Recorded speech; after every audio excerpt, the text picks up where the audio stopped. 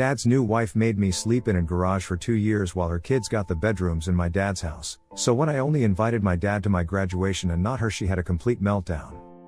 Hi Reddit. I, 18F, am about to graduate high school, and something has come up with my dad's wife, Chelsea, 40SF, that has led to a huge fight. I need to know if I'm the wrong here. Some background: my parents divorced when I was young. I lived with my dad. We had a decent 3-bedroom house. My dad had the master bedroom, I had a good-sized bedroom, and we had a smaller guest bedroom. It was fine. When I was 15, my dad remarried. His new wife, Chelsea, has 2 kids from her previous marriage, Dean, who was 16 at the time, so a year older than me, and Nora, who was 13 at the time. When Chelsea and her kids were about to move in, the discussion about rooms came up. Chelsea had a lot of ideas about how things should be. She said that since Dean was older and a boy, he should have a larger room, so she suggested he take my bedroom. She said Nora, being a young girl, needed a nice, comfortable space, so she should get the guest room. Chelsea and my dad would share the master bedroom. This arrangement left me without a room in the house. My dad looked a bit uncomfortable when this was laid out. I remember him shifting his weight and not looking at me. Chelsea then brightly suggested that I could move into the garage. She said it would be like my own private apartment or a cool den for a teenager. She told my dad they could fix it up, put some stuff out there, and it would be great. My dad, who usually avoids conflict, especially with Chelsea, eventually agreed. He told me it might be fun, like having my own space. The fixing up of the garage was very minimal. They put down an old rug from the attic over the concrete floor. They moved a worn-out couch, a small, wobbly desk, and an old bookshelf out there. For heating in winter, I got a small electric space heater. For cooling in summer, a cheap box fan. That was it. It was still very much a garage. It was detached from the house, so I had to go outside to get to the bathroom or kitchen. It wasn't insulated properly. In the winter, it was freezing cold. The space heater barely made a dent, especially on really cold nights. I could see my breath. In the summer, it was stifling hot, like an oven. The fan just moved hot air around. There were spiders everywhere, cobwebs I was constantly clearing, and sometimes it smelled like old oil or gasoline from when my dad used to work on his car in there years ago. I complained to my dad several times. I told him it was too cold, or too hot, or that I found a spider in my shoe. He would usually say something like, "Give it time, it'll get better," or "Chelsea is trying her best to make this work for everyone." Sometimes he'd say, "It's character building." Chelsea, if she overheard or if my dad mentioned my complaints, would tell me I was being ungrateful. She'd say things like, "You have your own big space all to yourself, some kids would love that," or "Dean and Nora are sharing the house with everyone, you get peace and quiet." I did reply something like, "You or your family should stay there instead if it's so lovely," for which I was grounded for a week. Meanwhile, Dean and Nora got their rooms inside the house decorated. Chelsea took them shopping for new bedding, new curtains, posters, and even some new furniture. Their rooms looked nice and comfortable. My garage space stayed the same, with its peeling paint on the walls and the draft coming in under the garage door. I felt very isolated. Family meals, which used to be a regular thing with just me and Dad, became less frequent. When they did happen, Chelsea would often make comments about me emerging from my cave. Sometimes, if I was studying or just trying to stay warm in the garage, I'd miss out on dinner, and Chelsea would say I was being antisocial. Often, I ended up eating alone in the garage, heating up leftovers in the microwave in the kitchen and taking them out. My schoolwork started to suffer. It was hard to concentrate in the garage. In winter, my hands would be too cold to type or write properly. In summer, the heat made me feel tired and sluggish. The single bare bulb hanging from the ceiling wasn't great for studying either. There were other things too. Chelsea would often take Dean and Nora out for ice cream or to the movies and not invite me. If I asked, she'd say it was their special time or that she thought I'd prefer to be in my den. The chores were also uneven. Chelsea would say that since I had fewer responsibilities in the house, I should do more of the yard work or take out the trash for everyone, even though the bins were closer to the main house. The worst specific incident, the one that I keep replaying in my head, happened about a year after I moved into the garage. It was the middle of winter, one of those really bitter cold snaps. My small space heater, which was old to begin with, finally broke. It just stopped working. I tried everything, but it was dead. The garage got incredibly cold, fast. I piled on all the blankets I had, wore a hat and gloves to bed, but I was shivering uncontrollably.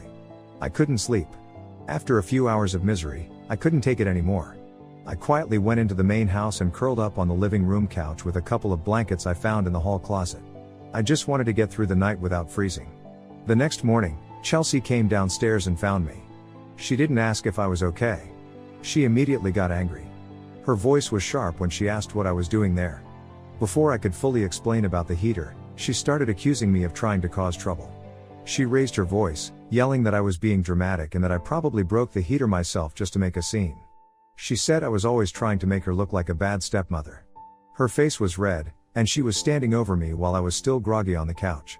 My dad came downstairs then, woken up by the yelling. Chelsea immediately turned to him, her voice becoming tearful and high-pitched. She told him I was sneaking around the house and trying to make everyone uncomfortable. She started crying, actual tears streaming down her face, saying that I hated her and that I was deliberately trying to ruin their family. My dad looked exhausted. He listened to Chelsea, then he looked at me. He didn't ask about the heater. He just told me to go back to the garage. He said they would sort out the heater later. His voice was flat. Then he told me to stop upsetting Chelsea. That's when I lost it. I jumped up from the couch. I was cold, tired, and felt completely betrayed. I screamed at him. I yelled, "I'm freezing. Don't you even care?" I yelled that the garage was unlivable and that he knew it. I screamed that he always took Chelsea's side, no matter what. I think I yelled something like, "She's horrible and you let her treat me like dirt, and you don't care about me at all." Chelsea started screaming back at me then. She called me an ungrateful brat and a liar. She stepped forward and pointed her finger right in my face and said I was lucky to have a roof over my head at all. My dad moved between us, but he was mostly facing me. He told me to calm down and show some respect to Chelsea. He said I was overreacting and that the garage wasn't that bad. I was crying by then, from cold and anger and just feeling hopeless. I refused to apologize to Chelsea when my dad told me to. He then told me to go to the garage and wait there until he could talk to me. I went. I was still shivering. The broken space heater sat there, useless. It took them 2 days to get me a new one, another cheap, barely adequate model. For those 2 nights, I slept in multiple layers of clothes, wearing my winter coat and hat, and was still cold. The next 2 years in that garage were more of the same. I basically retreated there. I avoided Chelsea as much as possible. My relationship with my dad became very strained. He would try to talk to me sometimes, usually when Chelsea wasn't around, but it always felt like he was trying to get me to apologize to Chelsea or to understand her side. He never really acknowledged how bad the garage situation was for me. He'd say things like, "Chelsea is just trying to blend the family, or you need to meet her halfway." Now, fast forward to the present. I'm 18. I'm graduating high school in a few weeks. I've been working a part-time job and saving every penny I can so I can move out as soon as I graduate. The living situation hasn't changed. I'm still in the garage. My school gives out a limited number of tickets for the graduation ceremony. I have enough for 2 guests. My mom lives in another state. Our relationship is a bit complicated due to distance and her own past issues, but she has always been supportive in her own way and she definitely wants to come to my graduation. So, 1 ticket is for her. The other ticket, I plan to give to my dad. A few days ago, my dad asked about the graduation plans. I told him I had a ticket for him and 1 for mom. He then said, "Okay, and what about Chelsea's ticket? We'll need 1 for her too." I took a breath and told him, "Chelsea isn't invited. I only have 2 tickets, and they are for you and mom." My dad got very quiet for a moment, then his face got red. He said that Chelsea is his wife and part of the family, that she has been in my life for 3 years, and that it would be incredibly rude and hurtful to exclude her, leaving her very upset. Well, Chelsea found out. I don't know if my dad told her, or if she overheard. She confronted me yesterday when I came into the kitchen to get some water. She was furious. She started by saying she heard I wasn't planning on inviting her to my graduation. She accused me of being vindictive and deliberately trying to hurt her and my dad. She said I was petty and living in the past, and that I needed to grow up and learn forgiveness. Her voice started to get louder and she began to pace the kitchen. She screamed that she had tried her absolute best to make a blended family work, that she had opened her home to me, conveniently forgetting it was my home first, and that I had been nothing but an ungrateful child from day one. Then she started to cry, saying I was trying to drive a wedge between her and my dad, and that I was ruining what should be a happy family celebration. She got right up in my face, tears on her cheeks, yelling about how much she had sacrificed. I just snapped. All those years of resentment came pouring out. I yelled back at her, just as loud. I screamed, "You are not welcome because you made me sleep in a freezing, Disgusting garage for 2 whole years while your precious kids had warm bedrooms inside my house. I brought up the broken heater, the spiders, the summer heat, the constant feeling of being an outcast in my own home. I yelled that she made my teenage years a misery. I told her she didn't care if I froze or sweated or got sick, as long as her kids were comfortable. I screamed that she had no right to be there to celebrate an achievement I made despite the horrible conditions she put me in. I might have gestured wildly, I was so angry. I ended by shouting that she didn't deserve to share any part of my success. My dad came running in then, hearing the shouting. He immediately started yelling at me. He told me to stop disrespecting Chelsea. He said I was being cruel and that I was deliberately trying to embarrass him in front of Chelsea and demanded that I apologize to her immediately and tell her she could come to the graduation. I just looked at him, then at Chelsea who was now sobbing into her hands but peeking at me through her fingers, and I said, "No. She is not coming." Then I turned and walked out, back to my garage. Now my dad is giving me the silent treatment. He sighs dramatically whenever I'm in the same room. He's also been sending me text messages saying I need to do the right thing and fix this mess I've created. Chelsea is avoiding me, but I can hear her talking about me to my dad in hushed, angry tones. Dean and Nora are looking at me like I'm a monster. I really don't want her there. The thought of her smiling and pretending to be a proud stepmom makes me feel sick.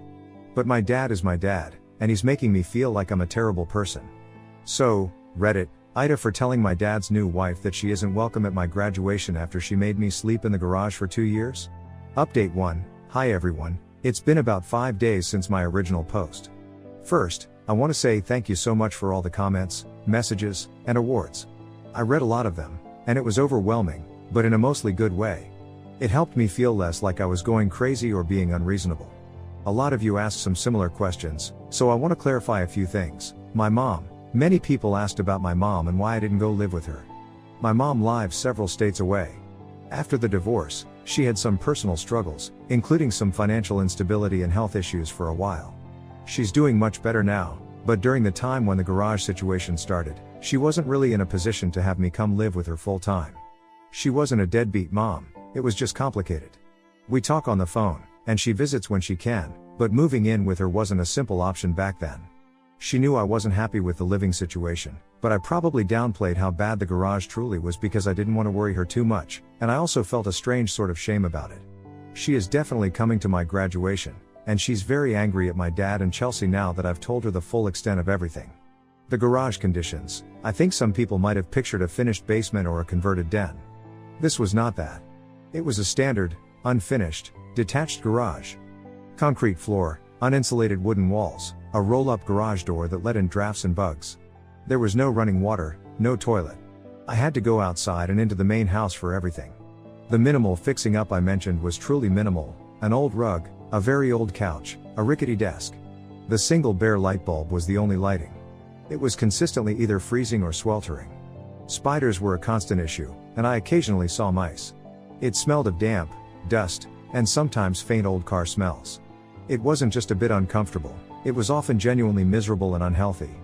Dad's financials / why not move? My dad isn't poor. He has a decent job.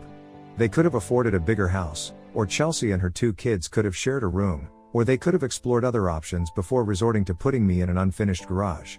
This wasn't a situation of genuine financial hardship forcing a difficult choice. It felt very much like Chelsea wanted her kids to have the best, and I was an afterthought.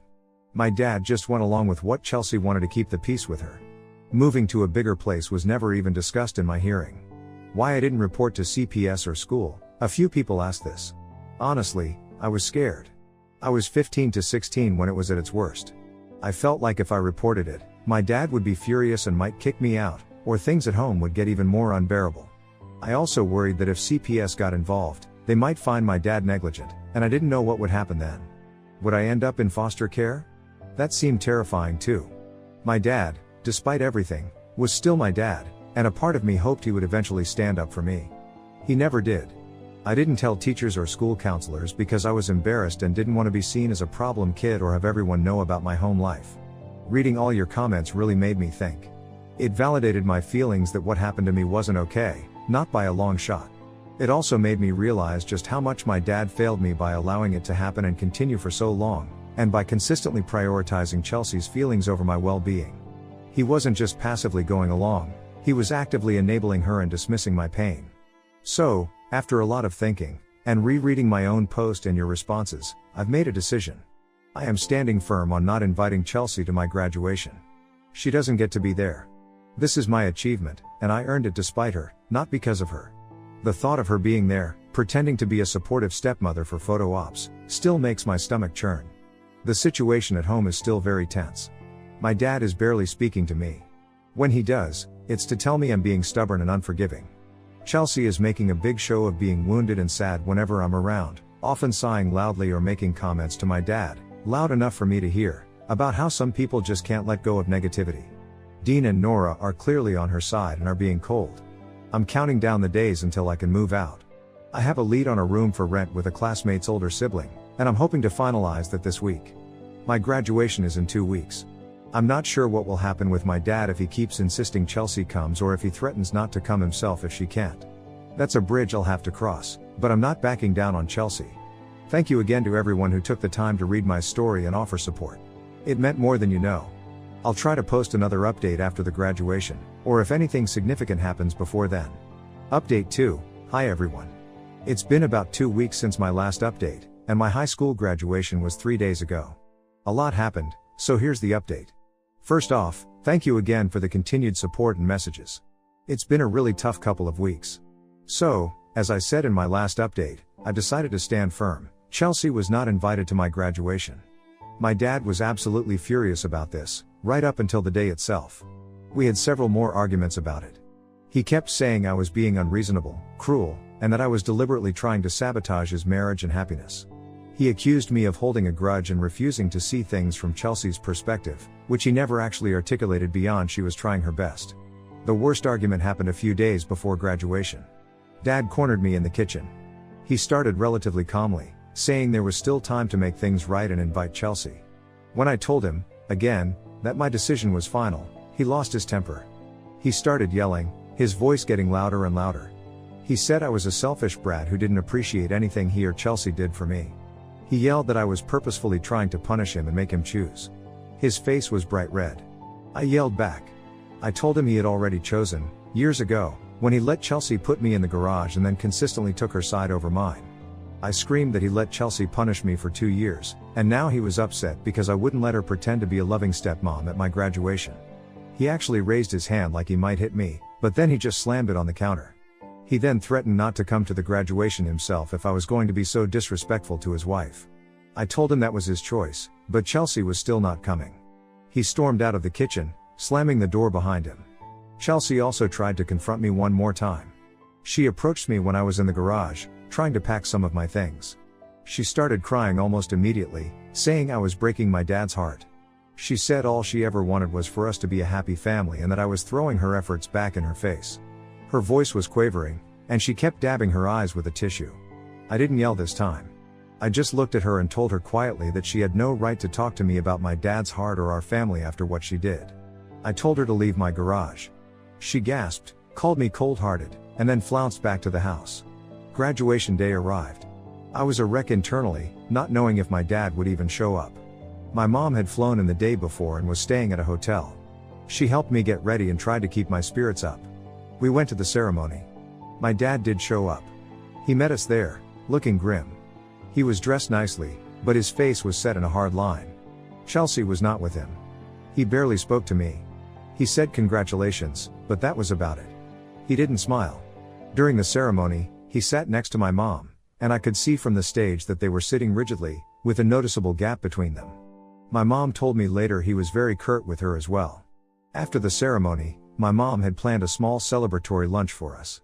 My dad came, but it was incredibly awkward. He picked at his food, answered questions from my mom in monosyllables, and barely looked at me. He kept checking his phone. After about an hour, he made an excuse about needing to get back and left. He gave me a stiff, one-armed hug and said well done before he walked out. My mom tried to make the rest of the day nice, and I appreciated her efforts so much. But I felt a huge cloud hanging over everything. The atmosphere at home since graduation has been unbearable.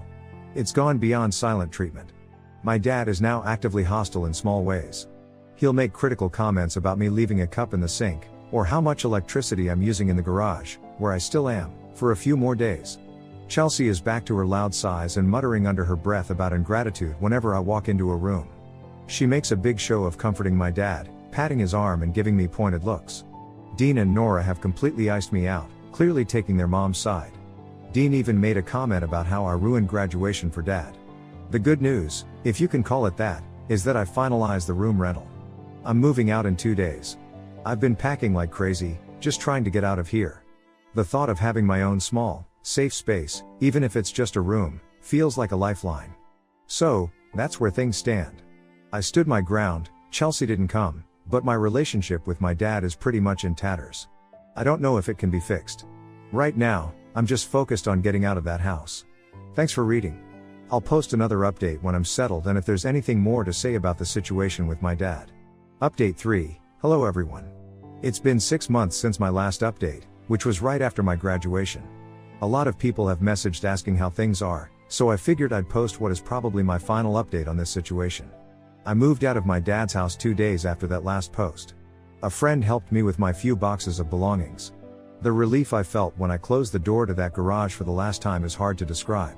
My new place is just a small room I rent with my friend's older sibling, but it's warm, it's clean, it's safe, and most importantly, it's mine. It has proper walls, a window that closes properly, and no spiders building empires in the corners.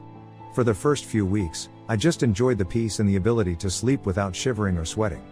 My relationship with my dad has completely deteriorated. It's basically non-existent now. After I moved out, there was silence for about a month. Then, he called me.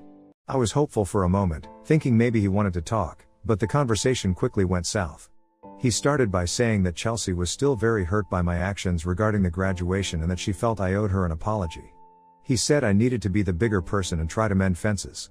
I told him that I couldn't apologize for protecting myself and that he needed to acknowledge the reality of what I went through living in that garage.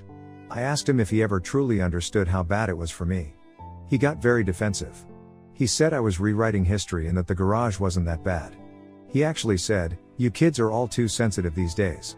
I had it tougher growing up." He accused me of holding on to anger and said I was being stubborn. The call escalated, and soon we were both yelling. He yelled that I was ungrateful for everything he had done for me over the years, like providing a roof over my head, even if that roof was the garage. I yelled back that he let his new wife systematically mistreat me and emotionally abuse me for years, and that he chose her over his own child. He hung up on me. There have been a couple of text message exchanges since then. They were short and equally unproductive. He'd send something generic like "hope you're okay," and if I tried to engage on any meaningful level about our issues, he'd shut down or reiterate that I was the one who needed to change my attitude. I found out through my mom that Chelsea has been very active in controlling the narrative. She blocked me on all social media platforms, not that I was trying to contact her, and, for a while, I think she was even screening my dad's calls or messages to me, as sometimes my texts to him would go unanswered for days, or he'd reply with something that sounded very much like her. My dad's number changed a few months ago, and I only got the new one through my aunt, his sister, who is one of the few family members who has been somewhat sympathetic to me. I have no contact with Dean or Nora. I assume they fully believe their mother's version of events. I'm working a full-time job now, and I started taking a couple of classes at the community college. I'm trying to build my own life, independent of all that drama. It's hard sometimes, especially around holidays or when I see other people my age with supportive families, but I'm managing. So, that's the current state of affairs. The relationship with my dad is, for all intents and purposes, over. Maybe someday that will change, but right now, I don't see how, not unless he's willing to take some responsibility for his part in what happened, and I don't see Chelsea ever letting that happen. Thank you to everyone on Reddit who listened and offered advice and support. It truly helped me get through a very difficult period. This will be my final post on this matter. I wish you all the best.